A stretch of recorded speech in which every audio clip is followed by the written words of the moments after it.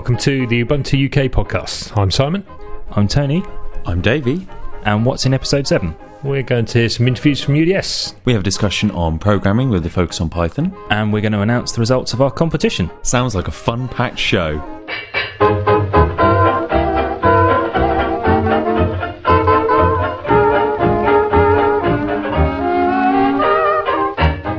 So Tony and I are now here with the internet's John O'Bacon. We want to talk a bit about FOSSCamp and UDS. So you're at least partly responsible for organising this whole shebang. Tell us a bit about FOSSCamp. One of the problems with events is that they're often very much driven by certain vendors, and you have things like Ubuntu Developer Summits, which are obviously very Ubuntu focused, and there's things like the Red Hat events, and I think Novell do some stuff. And we just thought it would be really valuable to get loads of different upstreams together in the same physical venue and base it around upstreams. So for people who aren't familiar with distributions, upstreams are just general open source projects. Because there's a lot of value when you get a bunch of X people together, some open office people together, you get some HAL people together, and interesting conversations happen. Yeah, so the last one was was the first FOSSCamp, and it was a blast. And this one has been excellent. I mean, I've heard some reports from some of the discussions, and there's been some really valuable discussions happening. So it's designed to be kind of Ubuntu agnostic or distro agnostic, at least some degree. But obviously, it's tacked onto the front of UDS, which is the Ubuntu Developer Summit. So you're going to have a high concentration of Ubuntu people here, but also developers who know a lot about upstream. Do you get a feeling that we need more upstream, more involvement from other people, more integration with upstream and other distros as well at an event like this? Absolutely. I mean, one of the problems that we have is that there's quite a lot of Ubuntu people there, and it's absolutely not an Ubuntu event. If you look at the website, it's got nothing to do with Ubuntu on there. It's not part of Ubuntu.com or anything like that. It's its own independent event that we just wanted to do. Part of the reason why we tack it onto the front of the Ubuntu Developer Summit is so we can send people, because they're going to be in the same location. And also, we sponsor a lot of people for the Ubuntu Developer Summit who are from upstreams. So we think if we sponsor them to come out to UDS, then we might as well send them a couple of days earlier and have them come to FOSSCamp, so we can actually pay for people to go to FOSSCamp. But there was people from Red Hat, people from Novell, there was a load of people from Debian, and it's absolutely important to get loads of these different projects together. How do you think FOSSCamp differs from other events like FOSDEM? I think what's probably more interesting about FOSSCamp is that it's more contained. Like if you go to FOSDEM, there's loads and loads of people around, loads of different projects. There's far more open source free software projects around, but it can be difficult to get the right people in the same venue, in the same room talking to each other, because there's just so much going on. There's 10 things going on at any one time. And at FOSSCamp, it's a smaller event, but it's about having that level of diversity. I think is important, and and also just the format, the fact that it's an unconference. People can just talk about what they want. We had some really, really good discussions. Unfortunately, I was locked in various sessions. I couldn't attend some sessions I wanted to go to, but everything I saw was excellent. So when you say it's an unconference, how does the scheduling system work for an unconference? Well, basically, it's great. It's the lazy person's conference, because what you do is you put up a big empty schedule and then you just get other people to do it for you. So the plan was that, like FooCamp, we have a big empty schedule and we do an intro. I did an intro and said, this is how it works. If you want to talk about something, go and add it to the schedule. And people go in there and they add, and you get some really random stuff. I mean, I went to FooCamp, which kind of pushed this idea, and they had like weird sessions on lockpicking and mind hacking and all kinds of stuff. And it's much more focused on this, but it's you get that kind of level of diversity in terms of sessions, and it's great. So this means that we don't define the schedule. People who are at the event talk about what they think is interesting and important. You don't really know what's going to get discussed until you get here, really, do you? Oh yeah, I mean, we could have some complete crack, and and we absolutely actively encourage it. If you might have someone who say, yeah, I've got a session. It's going to be called, rewrite the Linux kernel in, Haskell or something. And people sit down and have some really mad discussions. Guarantee you, any unconference, you'll see sessions you'll think, I'm going to have to go to that because it's just going to be a freak show in terms of what they're talking about. But is there useful stuff that comes out of it as well? There's a risk that with these kinds of events that you just get people talking about a load of nonsense that's not actually useful. I've been to a few conferences where that's happened. But there's part of this building relationships. It's not just necessarily just about let's have a discussion about X or Y. It's building relationships between upstream and Ubuntu, and also between various upstream projects, don't you think? Yeah, I mean, that's it. I mean, I think some of the best ideas in the world that have happened everywhere have been scrawled on the back of a fag packet, and a cigarette packet for our non-English people, and or on the back of a beer mat or something. They happen in pubs, they happen in corridors, they happen in people's front rooms. some of the most valuable discussions that happen at a UDS or at a FOSS camp or anything will happen in a corridor. So it's getting people in the same vicinity. And that's one thing I was really pleased with this FOSS camp, was the fact that we had, 30 or 40 different projects represented here, and loads of people who probably never meet in other circumstances together. Because you get, like with most free software projects, you get the same kind of group of people going to conferences. There's this very definitive set of people who always attend conferences. And you see them all the time if you do the conference circuit. So it's nice to kind of get other people there. And that's one of the things, particularly tacking it on the front of UDS, it means that when we invite people to UDS, it means that we can think also who we invite into FOSS camp, and deliberately pick people who aren't typically on that group of people who come along to these conferences all the time. So you mentioned UDS, which follows straight on from FOSS camp. What's the purpose of UDS in a nutshell? The idea is that we sit down, we discuss things, proposed features, proposed things that we want to do in Ubuntu, or proposed changes to the community. At the end of each session, we have a set of action points that we can actually engage with. UDS is something that's really, I think this is my third one. I've been to, let me think, Mountain View, Seville, Boston. This is my fourth one. And it develops every time. We try and fix different things and try and refine it in different ways every time. And this is by far, from what I can tell, the smoothest so far. Is it a case that Canonical come with a list of things that they would like to see in the next release, and community members then try and chip in a few extra things, or does the vast majority of stuff come from the community? Well, traditionally what we did is we had a system whereby people could register specifications on Launchpad, and then those specifications could be proposed for discussion at a UDS. This particular one's a little different in the fact that the people who lead the tracks have gone and looked at the issues that are pertinent in their particular parts of the community. So things that there's been a lot of discussion about, things that they think need to be fixed in Ubuntu. It really is very representative of the community. The other thing is that we've deliberately left slots blank, so when we get here, we fill them. I mean, already today I've had 2 slots filled with community sessions. What about the social side of UDS? You're getting a lot of people together who don't normally meet in real life, from all over the world, and do you have any kind of like social things arranged as well? Yeah, I mean, the social thing is a very important part of a UDS, because one thing that we've learned in Canonical is, the whole company is distributed. We have people from all over the world, and if you don't get people together a certain amount of time every year, they lose these social bonds that they have with each other. And luckily in the for the Ubuntu project, we have a bunch of people meet up at least once every 6 months. And part of UDS is getting people to have fun with each other, so people enjoy themselves and have a good time as well as being productive. For example, when we pick a venue, we deliberately pick a venue that's got a fairly social area where people can mingle and people can sit down, they can plug in laptops and they can code together and things like that, which is part of it. But also evening events. I mean, typically at a UDS in the past, we'd just basically, as soon as the day was finished, people were left to their own devices. And this time we've tried to pick places where we've talked to the local Loco team, and they've advised venues where we can recommend people to meet up in the evenings. So if people don't know where to go, they can go there. And then we've also got this jam night on the Friday night, Ubuntu All-Stars, where we've hired a venue and got a load of musical instruments, and we're going to play some music. And not death metal, though? Unfortunately not. I mean, much as I'd like to have some Cannibal Corpse being played, it probably might not go down too well with the rest of the crowd. So, given the T-shirts that most people are wearing here, I think it'll probably go down quite well with most of them. They do look like metalheads, most of them. I don't know what that is. Well, I think this should be encouraged, Once UDS is over, there's going to be a lot of stuff that's been discussed and specifications that have been written. Where can people in the community find out about what was discussed? Because obviously they can get involved during the week, but once the week is over, they might want to find out what's been happening, what's been going on. Where can they find out more information? Well, right now what we're doing as UDS continues, we're asking each of the people who run the sessions to kind of make a log of what they discussed in the session and add that to this report page.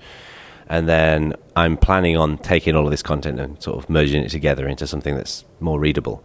So there will be a UDS report that will be released to the community afterwards. But in the interim, if people go to wiki.ubuntu.com/UDS-intrepid, you can see there's a link on there to the report, and they can see all of the reports from all of the sessions on the different tracks there. And then obviously as time goes on, the best place to find out about Ubuntu development is the Planet Ubuntu. Thanks very much for joining us, Johnny. Cheers. Competition results. Okay, the question we set last episode was, what is the name of the Windows installer for Ubuntu that was first released in Ubuntu Hardy? And we had a lot of correct answers. In fact, we didn't have any wrong answers for this one. And the answer was Wooby. Excellent. And who won? Ben Thorpe. Congratulations, Ben, and we'll email you the details of the voucher. Good on you. We've also got an interview coming up from the Wooby guy himself. And we'll have another competition in the next episode. Possibly a bit harder this time. Tony and I are here with someone who's commonly known as the Wooby guy. Tell us who you really are and why you got that name.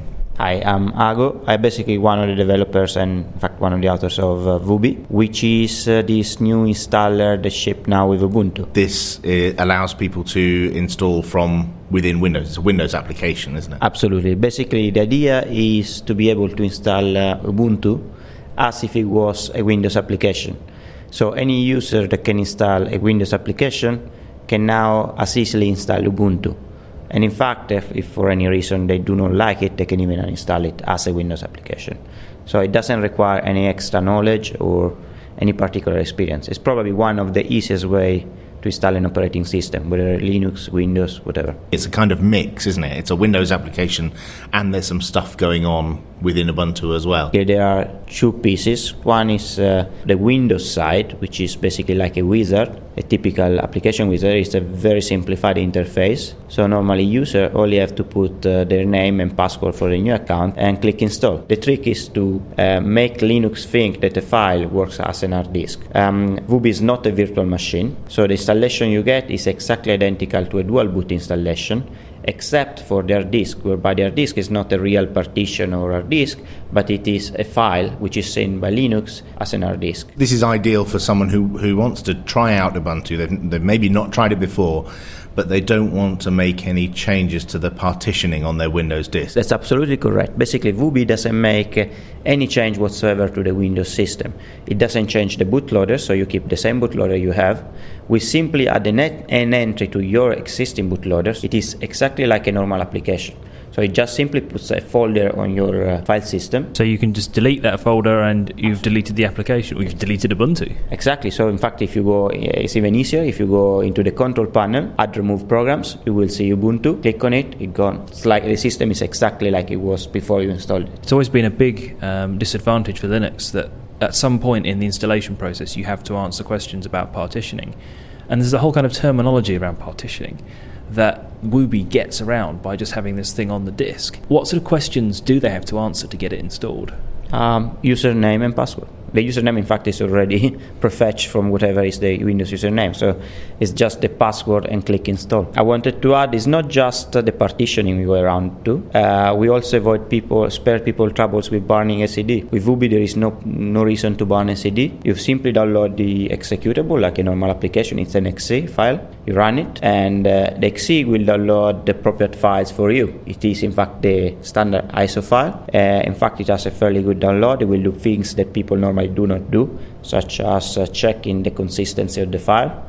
So we are sure that the download is correct, is what it's supposed to be, it hasn't been tampered with. Partition is one of the aspects, and we have also the CD burning. So basically another obstacle where people sometimes stumble. Whilst you say the only information that the user has to type in is their password, there are other options, but they're all pre-filled. Can you tell us what some of those other options are? Yeah, they are basically, of course, there are things that people usually ask. I try to keep the interface to the bare minimum, to make it as simple as possible.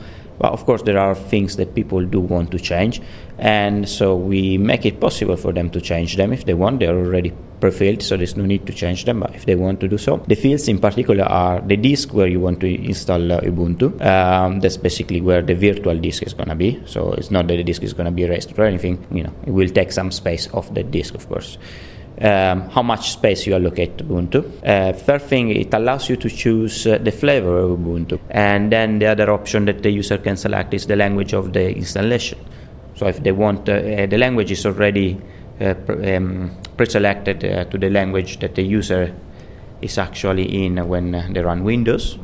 But of course they might want to have a different language. And on top of that, we have an accessibility page so that basically for anyone that may need that, they may set up the appropriate option, and they will be available once you boot into Ubuntu. And what happens next? You've got your image on disk, and it does what to put Ubuntu in that image? What does it do? Yeah, basically the way it works is that after you only have to press install, so that's all the user has to do. Put the password, press install.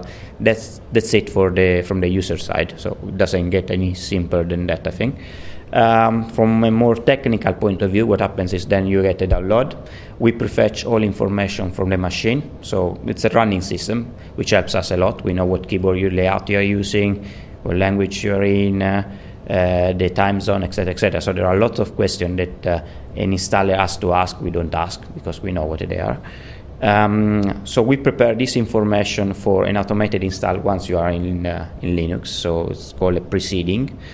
We install Group for DOS, which is basically a great bootloader that allows you to boot into Windows. We don't replace the Windows bootloader. This is simply shell loaded. So basically the Windows bootloader will load Group for DOS, which in turn will load Linux.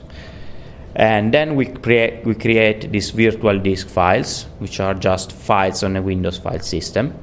At this point you reboot, and we have some special modification to Ubuntu, so that Ubuntu will look for the ISO file on disk, and will find the precede file which we prepared on the Windows side, and we'll start the automatic installation via Ubiquiti, targeting the virtual disk we have prepared before. So instead of doing a partition or anything, we'll simply format the virtual disk, which is a file. Basically, what happens is that once you finish the Windows side installation, you will be asked to reboot. When you reboot, you will see two options. So it's still the Windows bootloader screen, where you will see Windows. Second option will be Ubuntu. So you click on Ubuntu, and then everything else is automatic. You will see a scroll bar for until the installation completes. This is the Linux side installation, the real installation, in fact. And once that is done, it reboots again. And from now on, every time you click Ubuntu, you are into Ubuntu. But because it's a real install, you get full access to the hardware, everything works, the graphic acceleration works, everything like that. Absolutely. Basically, you have the full glory of a complete desktop. Sound card is the same. Every device is accessed natively. Of course, being inside another file system creates some input-output latency. So there is a bit more overhead when you read and write to disk. It's not massive in the sense that a normal user will not notice much difference in practice. Have you thought about having a system where they could switch? I mean, could they then switch from having Ubuntu in a file to having it take over the whole disk? You know, become the first-class citizen on the machine. Yeah, we already have a couple of scripts working, so it's certainly something on the table. The advantage being that there will be no input-output latency, so disk access will be faster. You will be able to hibernate, because at the moment with Vubi you cannot hibernate. And the further advantage is, of course, being a file inside another file system, which is in this case NTFS or VFAT. You are subject to all the problems that you might experience in the host file system. So, for instance, if NTFS is very fragmented, your performance will suffer, which is something unnecessary, because Linux file systems do not get fragmented to begin with. Have you thought about or discussed the ability to have exactly the same thing, but for Mac users, so they could have Ubuntu in a file on their Mac file system? Yeah, in fact, we have the plan was to create 3 projects. One is called Vubi, of course. Another one was called Lubi, which is the Linux version. So if you have another Linux, you can install Ubuntu if you want into a loop file, same thing, without changing the partition. Maybe you're out of partitions, whatever. For any reason you want to try Ubuntu that way, you can do it. And the third option, in fact, Lubi is already available as an individual application. Slightly different interface, but it's more or less the same thing. The backend is always the same. And the third application is intended to be Mubi, which is the Mac version of Vubi. And we haven't started development yet, to be honest, but we'll be looking into that as well. Excellent. And presumably there's a website where people can take a look and find out more? Yes, it's vubi/installer.org. On top of that, Vubi is also available on the CD. So if you pop in the CD of the live CD of Ubuntu, you will see there is a small application which is called Umenu, which is something I also wrote. And that basically gives the second option is install inside Windows, which will in turn launch Vubi. So that's also a possibility. Yeah. Thank you for talking to us. You're very welcome. So one thing we've been talking about is programming in Python, and we thought this would be an interesting discussion to have. Computing is essentially a hobby for me. It's not work. I don't work specifically in IT, although of course I use computers. Why Python? Why did I want to learn? I want to give something back to the community. And essentially there's loads and loads of things that go on. People saying about how you can add to the community, working with bugs. There's the 5-a-day thing. Looked at that, not a chance. That's just far too difficult. Documentation, yeah, that's another one I could add to. I can write, I can type, but I just fancied getting into programming. Well, most people would buy a book or find a website. So I bought a book, which was one of the O'Reilly ones, and that is O'Reilly, which is great, but it's a book. I don't learn particularly well from books because you teach yourself. I find that with programming books, when I've looked at them, there are obviously examples and things to work your way through. And if they work, you don't always understand why they work because you've just followed what's on the book. And if they don't work, you've got no idea how to fix it because the book doesn't expect it to break. And so although you can stumble through examples from books, I find I don't often get a huge amount of understanding about what actually the language is doing underneath, apart from for the very simple examples. See, now, I entirely agree with you, and this is something which I've said before, and a lot of people I know don't agree with me in the community. I mean, if you want to write a script that just literally says hello world to the screen, then you can get that from a book or from a web page. If you want to do one that basically does a simple menu, maybe, this sort of shop things where you want to buy this, buy that, and then it tells you what you've bought, adds it up. If simple things like that, then yeah, you can pick that up on your own. But when you start getting onto things like technical things like object orientation programming and other concepts like that, I really don't think I could have learnt that without being formally taught. That's not something I could have learnt from a book. It's not something I could have learnt from a web page. It's something I need to actually be shown and talked through. One of the things I find with sort of learning languages, and I've started to learn Python in the past, and I'm trying to learn Ruby as well, is it's very easy to get the very simple examples working. As soon as you try to do something like PyGTK and look at GUIs on applications, it suddenly gets a lot more complex, and you've got the whole object-oriented paradigm, which doesn't really seem to fit in my head somehow. I'm fine with procedural stuff, and that's probably why I get on with shell scripting and things, which I do for system administration. But object-oriented stuff doesn't seem to kind of click with me, and I just get lost. I'd love to be able to hack up an application and stick an extra button in or tweak it in some way that it needs to be able to do. But it seems so overwhelming. I know I certainly learned with myself doing monolithic, where it just goes from start to finish as you would with a shell program. But I did do that at home in front of a book, copying examples from magazines and things. I mean, I think when it really gets technical, as I keep saying, I think you really do need someone to actually say, do this, do this. One of the things that I find when I'm learning a language, or I've tried to learn a language, is that once you get past the basic structure of this is an array or whatever, this is a function, this is how you call a function, this is how you add two numbers together. It's just a case of learning all of the different functions, or the ones you're most likely to use. And in some respects, once you've got the basic functions of the language and you've got the basic structures of how the syntax works, that's all you should need to know. But there seem to be so many kind of little quirks and differences and things about how different languages work and little bits of syntax that you keep tripping up on, that it's quite overwhelming and intimidating. I don't think I could chop between languages very easily. I know when I haven't been doing some bash scripting or something for a while, and then I go back to it, I had to remind myself of all the different bits of syntax that are different from PHP, for example. And they're not two hugely different languages either. I don't quite see how those sort of skills are transferable between different languages as much. Well, I certainly see what you're saying. I mean, I used to program in Java and C++ professionally, and on one week I'll be working on one language, on the next week I'll be working on the next.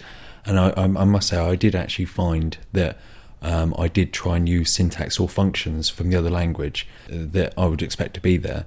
I did some Open University stuff a while back, and I did a bit of programming on that, and I really struggled with it. And when Ian came along and did the interview with us, how long ago now? A few podcasts ago, Oswald from Show Me Do. I didn't realise that they had a beginner's Python set. So I went along and I've downloaded a stack of the videos and I'm working through them. And it's working. I'm referring to the books and I'm working through the beginner's Python series. Now, Show Me Do are doing it in an interesting way. You basically leap on in there. I'm not learning about the technical names, about things. I'm just literally doing it. I'm jumping in there with an editor and writing Python, and it works. And we're selecting stuff from menus and working with comma separated value files at the moment, but it just works. So what does a screencast on Python actually have? What is it, a terminal window, and you just see the characters they're entering? No, you've got a screenshot. Essentially, they've recorded the editor, the Python editor, and he talks through what's been done, what's written, what it does, how it works, where it can fail, and that's it. And all you see is on the actual video is the Python editor, and you can refer to the website where all the stuff is discussed in more detail if you need to.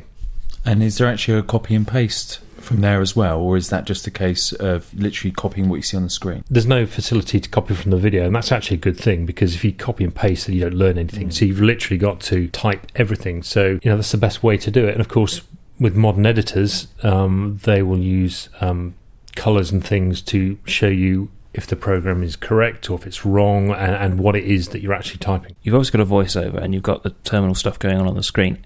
How is it different? Why has that been successful for you, whereas looking at a book hasn't been? I suppose it's because I'm listening to somebody speak and I'm seeing what they're doing, and I can play the video back and listen to it again and again and again, which I've done certainly on one particular video. You can also get feedback on the website. So if it doesn't work, you can, and it's not just the guys that are writing the videos, it's everybody else that's following the Python series. If you drop your question into that particular video, then everybody will leap in and answer your question and help. Does that tally with your experiences of kind of more formal training, Dave? Yeah, I think it does. I mean, maybe it's just ways of learning, but I know very, very few people who've actually just sat down in front of a book and actually taught themselves. I think it is about having someone over your shoulder telling you. You've got to have something to drive you to do these things. What the hell is the point in using Python or learning Python if I'm not involved in the IT industry and I'm just, using it as a hobby? So have you got projects that you'd want to work on? Yeah, I've definitely identified one already. It's called Pi Trainer, which is I've got a GPS watch heart rate monitor, which I use when I'm running. It's supported within Windows, as you would expect, but under Linux, there's a couple of programs, but there's one which is written in Python. It doesn't do things which I'd like it to do. So now I'm learning Python with a view to hopefully at some stage being able to add to the program. I've always got a project in mind where I want to start learning language and things. I learned PHP and what have you. And I always find it very frustrating to go through the learning process because you're not actually working on the project you want to work on. So you're working on the shopping cart or whatever it is that the demonstration includes or the books include. And I think, I've got no interest in writing a shopping cart. And there are hundreds of shopping carts out there. I just use one of those. I want to write something that, as far as I know, nobody else has worked on, and I've got this little itch I want to scratch and get on with it. And it's incredibly frustrating when you don't feel you're producing worthwhile stuff and you're just almost kind of wasting your time, to me. Although, particularly if you're having difficulty picking up the language and you're finding it hard, which I probably did. Do you see the work that you're doing on the videos applying to what you want to do in the long term? Yeah, and the great thing about it is, it's probably in my head, is the fact that because there's a voice there rather than a book, although I've only briefly met Ian, it's almost, there's a bit of community there to support, and with, as I said, with every video, there's community there to help and join in and sort of, G you up if things aren't going as well as you want to. Personally, I'm goal focused, so if I want to work on Pi Trainer, then I've got to go through the process to get there, and it's going to be fun learning, I hope. I'm sure I'm going to get into some rough spots, but then I've got you guys to, take the mickey when I'm struggling, so that's fine. I thought you were going to say we might actually help you, but then obviously not. I'd love to hear of other people's experiences, not just of programming Python, but of learning how they've done it, whether it was hard, and what worked for them. Cool, so send those into podcast@ubuntu-uk.org. So I'm here with Tony and Corey from the Ubuntu Studio team. How did you get into Ubuntu to start with? I was on a popular metal forum. I'm a metalhead guy, metal music, and I had stopped using or dabbling in Linux for quite a while. And right before Wardy launched, someone on this forum said, "Hey, you should try this new distro Ubuntu." It sounded a funny name. I was kind of skeptical. Oh, it has a brown theme. That's gross. But I tried it out. And it was great. Everything worked out of the box. I got, hooked right back into Linux right with Wardy, and then from then on out, I've been using it pretty much as my primary desktop ever since. Then you started moving into more the development side of things. How did that start? Well, since I'm very much into music and things like that, I went to audio engineering school, and I was used to using like Pro Tools and usually Apple solutions. So with me getting into Linux, I was wondering what's out there for audio applications for editing things. Found this distro called Demuti, and it was funded through a little project that had lost its funding, stopped, and I was wondering, I wonder what I can do with Ubuntu. I found another person on the Ubuntu forums that was also of the same mind. He was using the audio distro called Demuti, and we figured, maybe we can do this with Ubuntu. He had a wiki written up on how to edit things to suit working with Ubuntu, and it wasn't quite enough. It was quite a lot to sort through. It was a lot of work to do. So we figured, maybe we can try to package a solution for people. They can just install it, and it'll just kind of work out of the box like normal Ubuntu. So his wiki page was kind of going through packages that weren't set up very easily or weren't easy for a user to get going. Exactly. Just compiling your own real-time kernel, or opening up certain permissions for users to use FireWire devices, certain settings that lent themselves to getting low latency timings for recording audio through your sound card and stuff like that. And you've had how many releases now? Hardy is our third. We started with Feisty. So is it just audio applications, or does it do video and stuff as well? No, that's initially why we got into it, but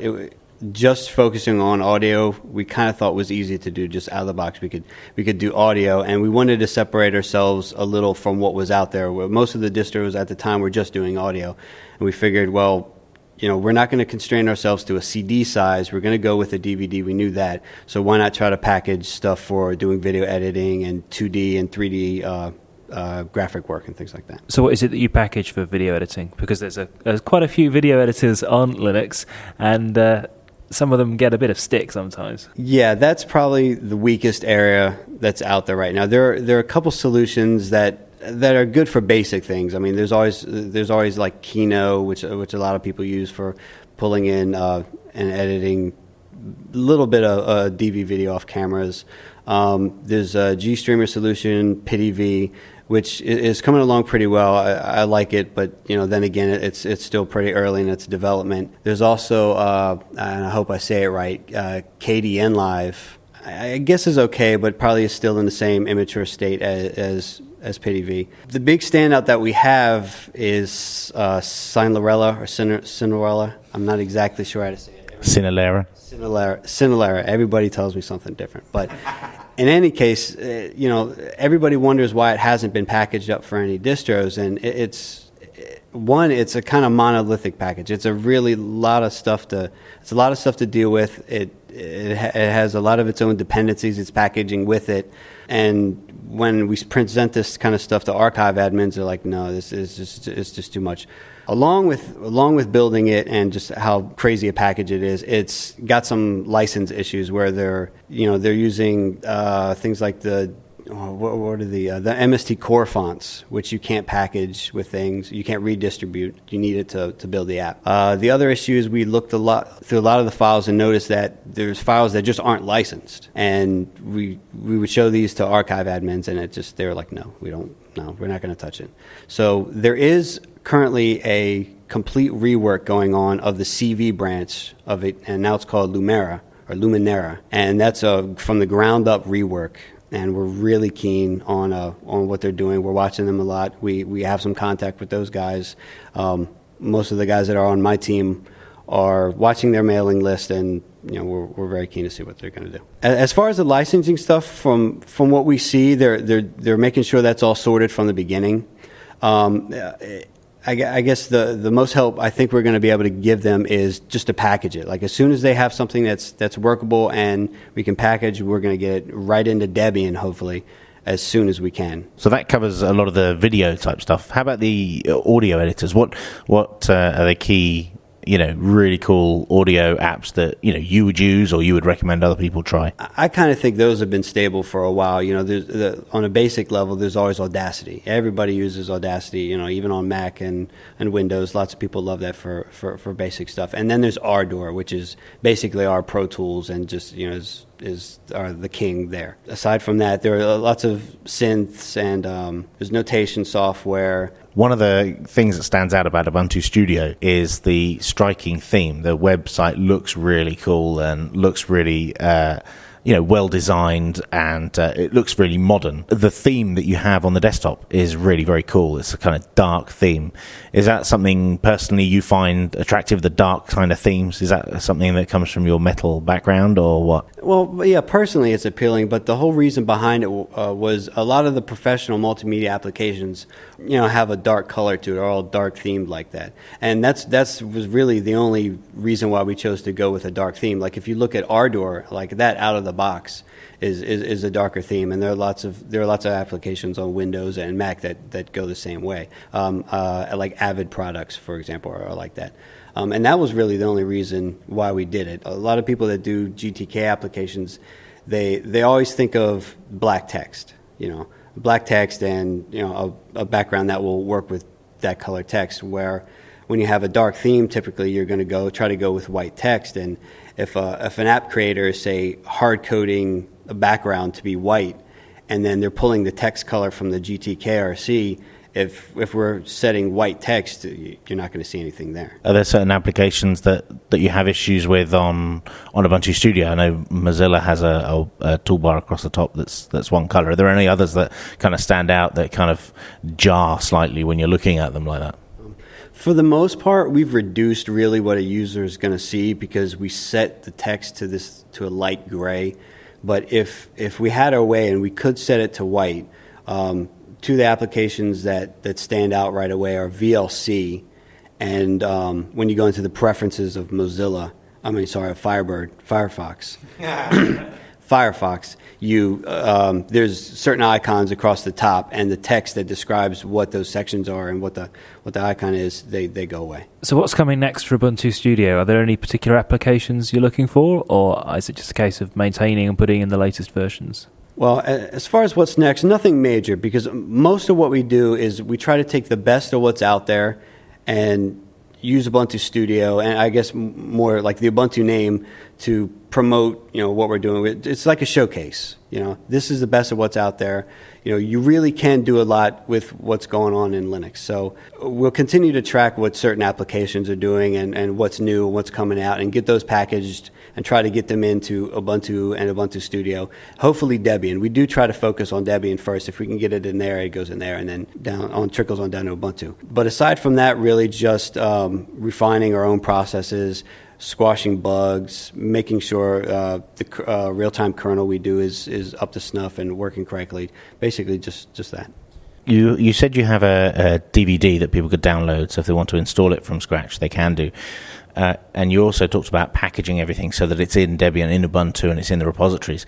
Does that mean that someone could take a stock install of, for example, Ubuntu, if they've got a live CD and they install it, could they then install some packages that would give them the similar or same functionality without having to download the DVD? Yeah, you can take a regular stock Ubuntu install. You can install the RT kernel, and then if you search Ubuntu Studio in Synaptic, you'll get a whole list of our packages, or our meta package that pull in categories of multimedia applications, whether it's video work or 3D work or audio work. You can do that, and then you can, obviously everybody likes a theme, you can get the theme.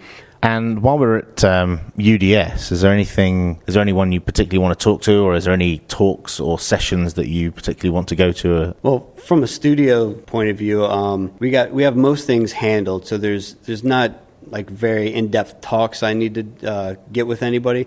Most of what I need to do is just thank a lot of people, because really, like I said earlier, this is a project just born from a couple people on the forums. We we got into the developer community. Everybody's been very open, and I'm very humble about it. Just so I thank those people. And aside from that, like personally, I've gotten more into the Ubuntu itself side of the artwork and stuff like that. So I'll be sitting in on anything to do with the artwork and maybe desktop issues and stuff. So what's the website? www.ubuntustudio.org. Great. Thanks for talking to us, Corey.